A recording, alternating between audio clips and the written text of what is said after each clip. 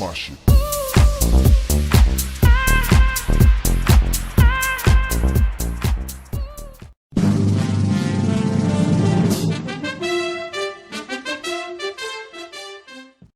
Hello, intrepid explorers, and welcome to another episode of Geographic. Today we're going to go explore the different types of species you see around the place called Animal Jam. If you're ready, I'm ready, and let's get to it. Our first wild animal is quite common. The noob, or the firstest creationist, is a timid creature who has no idea what it's doing. Dressed in the simplest garb that it can afford, the noob spends most of its existence confused and questioning reality. The small young noob stands there paralyzed with confusion and fear, not knowing what to do. Once the small noob has located the chat button, he then continues to question the older player. This is a sad and confusing sight to see indeed, and many noobs do not make it through their first winter.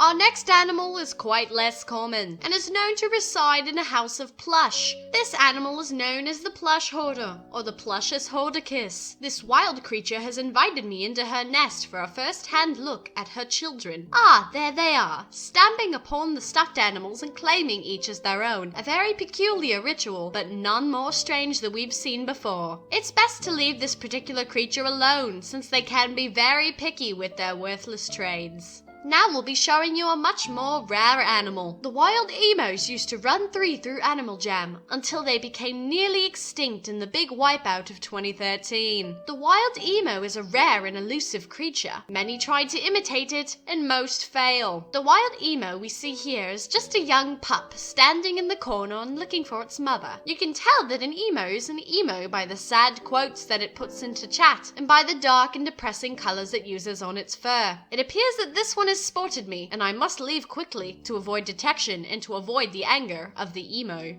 Our next wild creature is called the cute girl, or the kawaiiest adorabilitist.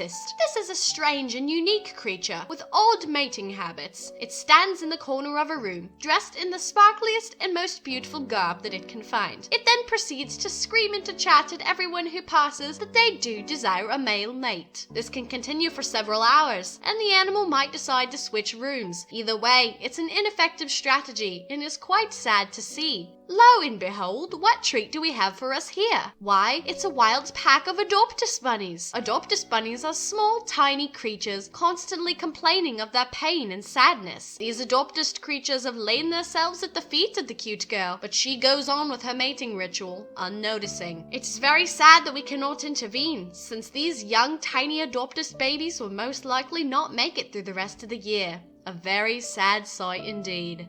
Our next animal is a predator of the Animal Jam. Rarely seen in its truest form, and hardly ever successful, we have managed to come across a wild scammer, or Scamus tachus. This wily creature tries to come up and coax other animals with promises of rare items and spiked collars, only to take their stuff. This is a dangerous and tricky animal, and should only be handled by professionals. Watch closely as my team demonstrates the appropriate behavior with handling a scammer.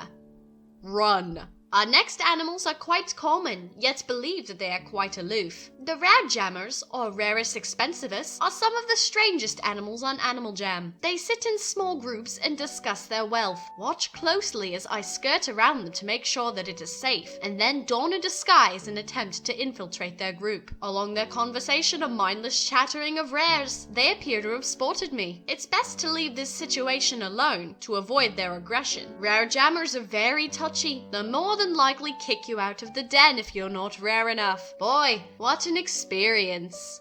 Here I have donned a disguise to infiltrate one of the most elusive and dangerous groups of Animal Jam, the role-players, or the actus dramaticus. The role-players gather in groups deep in the forests of Sarapia, yawning and stretching and pretending to play. These animals can be very aggressive, and therefore I must don a very careful disguise. At first they didn't notice the newcomer, but unfortunately my disguise didn't work all the way through, and I had to leave halfway through the session to ensure that no harm would happen. As As you see here, I barely escaped with my life. Thank goodness I could outrun them, since they have no real practice with running or fighting. The final Jammer animal that we'll cover is by far one of the worst. This flying animal, the purple eagle, or better known as Gemmus hortus, will corral others into an eagle adventure and then promptly force them to search for purple gems. Unfortunately, this poor animal does not know that searching for purple gems and not opening chests doesn't give you a better prize. Working deeply on superstition,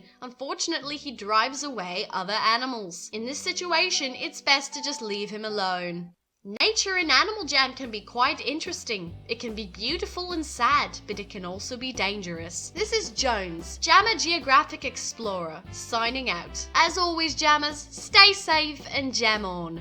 Jones out. You're just another